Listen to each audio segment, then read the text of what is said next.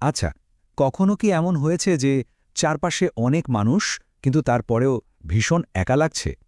এই যে একাকিত্ব, এই অনুভূতিটা আসলে কি? আর কেনই বা আজকাল এত বেশি শোনা যায় এই কথাটা? চলুন আজ এই ব্যাপারটাই একটু তুলিয়ে দেখা যাক।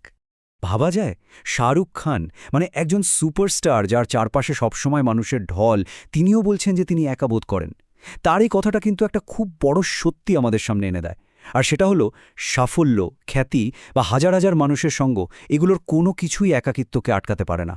একাকিত্ব যে শুধু মনে কষ্ট দেয় তা কিন্তু নয়, এর শারীরিক প্রভাবও কিন্তু সাংঘাতিক। গবেষণা থেকে যা জানা যাচ্ছে সেটা শুনলে চমকে যেতে হয়। একাকিত্ব আমাদের শরীরের ঠিক ততটাই ক্ষতি করে যতটা ক্ষতি হয় দিনে 15টা সিগারেট খেলে। চিন্তা করা যায় ব্যাপারটা? ব্যাপারটা এতটাই সিরিয়াস যে এখন ওয়ার্ল্ড হেলথ অর্গানাইজেশন মানে WHO এই একাকিত্বকে একটা গ্লোবাল পাবলিক হেলথ কনসার্ন হিসেবে ঘোষণা করেছে। এর মানে কি দাঁড়ালো? এর মানে হলো এটা শুধু কারো ব্যক্তিগত অনুভূতি নয়, এটা এখন একটা বিরাট সামাজিক সমস্যা। তো বোঝাই যাচ্ছে এই অনুভূতিটা কিন্তু যে কাউকেই জাপটে ধরতে পারে। আচ্ছা, চলুন তো দেখি ঠিক কারা কারা এই একাকিত্ব বোধ করেন। শাহরুখ খানের কথা তো শুনলামই, আবার ধরুন ইলন মাস্কের মতো বিশ্বের সবচাইতে ধনী মানুষ, কিংবা সেই সব তরুণ তরুণীদের কথা ভাবুন যারা পড়াশোনা বা চাকরির জন্য পরিবার ছেড়ে দূরে থাকে। কিন্তু আসল সত্যিটা হলো অনেক ভালোবাসা ভরা পরিবারে থেকেও বা বন্ধুবান্ধবের বিশাল এক গ্রুপের মাঝে থেকেও কিন্তু মানুষ সাংঘাতিকভাবে একা বোধ করতে পারে। তো এতক্ষণ ধরে আমরা একাকিত্ব নিয়ে কথা বলছি, কিন্তু এই একাকিত্ব জিনিসটা আসলে কি? চলুন এবারের মানেটা একটু বোঝার চেষ্টা করা যাক। একাকিত্ব মানে কিন্তু আশেপাশে লোকজনের অভাব, তা নয়, একদমই নয়। এর আসল মানে হল গভীর মিনিংফুল কানেকশনের অভাব। ওই যে একটা অনুভূতি হয় না, যখন ভেতর থেকে মনে হয় যে আমাকে সত্যি করে বোঝার মতো আসলে কেউই নেই। এটাই হলো একাকিত্ব। এখানে একটা ব্যাপার কিন্তু গুলিয়ে হেললে চলবে না। একাকিত্ব আর নির্জনতা বা সলিচিউড, এই দুটো কিন্তু এক জিনিস নয়। নির্জনতা হলো যখন আমরা নিজের ইচ্ছায় একা থাকি, নিজেদের রিচার্জ করার জন্য, এটা একটা পজিটিভ ব্যাপার। অন্যদিকে একাকিত্ব হলো একটা কষ্টকর অনুভূতি, যখন মন থেকে চাইছি কারো সাথে কানেক্ট করতে কিন্তু পারছি না। একাকিত্বের একেবারে ভেতরের অনুভূতিটা কি জানেন? অনেকটা এরকম, আমি সব জায়গায় বেমানান। মানে মনে হয় যেন নিজের পরিবারে, বন্ধুদের গ্রুপে, এমনকি নিজের সংস্কৃতিতেও কোথাও ঠিক খাপ খাওয়াতে পারছি না। সব জায়গাতেই নিজেকে একজন আউটসাইডার মনে হয়। আর সবচেয়ে ভয়ের ব্যাপার কি জানেন? এই একাকিত্ব না একটা লুপের মতো কাজ করে, একটা চক্র, যেটা থেকে বের হওয়াটা খুব খুব কঠিন হয়ে পড়ে। এই যে চক্রটার কথা বললাম, এর একেবারে গোড়ায় থাকে একটা ভয়। কিসের ভয়?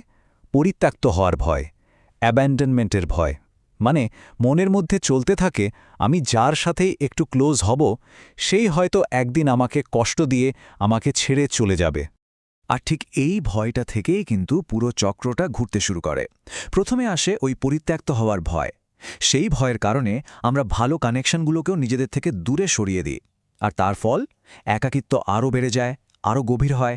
আর শেষে নিজেকে বাঁচানোর জন্য আমরা একটা দেয়াল তুলে ফেলি, একটা ডিফেন্সিভ অ্যাটিটিউড নিয়ে নিই, আমার কাউকে দরকার নেই।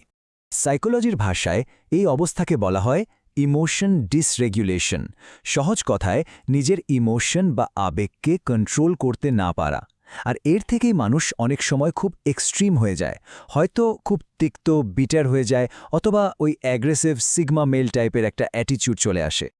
আচ্ছা, একটা প্রশ্ন আসতেই পারে, এই চক্রে ফেসে গিয়ে এত কষ্ট পাওয়ার পরেও মানুষ কেন চুপ করে থাকে? কেন কারো কাছে সাহায্য চায় না? এর কারণ হলো এই লুপের আরেকটা খুব ভয়ঙ্কর দিক আছে, আর সেটা হলো গভীর সেলফ ডাউট বা আত্মসন্দেহ। ভেতরে ভেতরে যে প্রশ্নটা সবচেয়ে বেশি কুড়ে কুড়ে খায় সেটা হলো, আমার মধ্যেই কি কোনো সমস্যা আছে, কোনো খামতি আছে?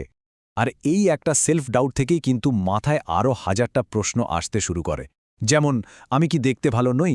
আমার কাছে হয়তো টাকা নেই তাই এমনটা হচ্ছে? আমার সমস্যাগুলো কি এতটাই ছোট যে কারো কাছে বলার মতো না? ওরা কি আমাকে জাজ করবে? আমাকে কি খুব দুর্বল বা অভাবী মনে হবে? ওরা কি ভাববে আমি শুধু অ্যাটেনশন চাইছি? এই সব চিন্তাগুলোই কিন্তু আমাদেরকে আরও বেশি করে একা করে দেয়। কিন্তু ভালো খবরটা হলো এই চক্রটা কিন্তু ভাঙা সম্ভব। চলুন এবার এমন কিছু প্র্যাকটিক্যাল স্টেপস নিয়ে কথা বলি যেগুলো নতুন করে কানেকশন তৈরি করতে সাহায্য করতে পারে। যেমন ধরুন, ১ নম্বর, প্ল্যান ক্যান্সেল করার অভ্যাসটা বন্ধ করতে হবে। ভালো না লাগলেও পরিবার বা বন্ধুদের সাথে দেখা করতে হবে, এটা একটা ডিস্ট্র্যাকশন হিসেবে কাজ করে। ২, নতুন কিছু চেষ্টা করা যেতে পারে। একা একাই হয়তো কোনো মিউজিয়ামে বা কনসার্টে চলে গেলেন বা কোনো ক্লাসে ভর্তি হলেন, সেখানে আপনার মতো ইন্টারেস্টের মানুষ খুঁজে পাওয়ার সম্ভাবনা কিন্তু বেড়ে যায়। 3. একটা পোষ্য রাখার কথা ভাবা যেতে পারে। একটা কুকুরের সঙ্গ কিন্তু অবিশ্বাস্যভাবে হিলিং হতে পারে। আর 4. কথা বলুন। কারোর সাথে না হোক অন্তত নিজের সাথে। নিজের চিন্তাগুলো ফোনে রেকর্ড করে রাখলেও কিন্তু অনেক সময় নিজেকে বুঝতে আর মন হালকা করতে খুব সাহায্য হয়। এখানে একটা জিনিস মাথায় রাখা খুব দরকার। আমাদের লক্ষ্য কিন্তু কোনো পারফেক্ট মানুষ খুঁজে বের করা নয়। আসল লক্ষ্যটা হলো এমন কিছু মানুষের সাথে দেখা হওয়ার সম্ভাবনাটাকে বাড়ানো, যাদের সাথে সত্যি একটা জেনুইন কানেকশন তৈরি হতে পারে। তাহলে সব শেষে প্রশ্নটা এটাই, একটা নতুন কানেকশন তৈরির দিকে এগোনোর জন্য আজ ঠিক কোন ছোট স্টেপটা নেওয়া যায়? একটু ভাবলেই হয়তো উত্তরটা নিজের ভেতর থেকেই পাওয়া যাবে।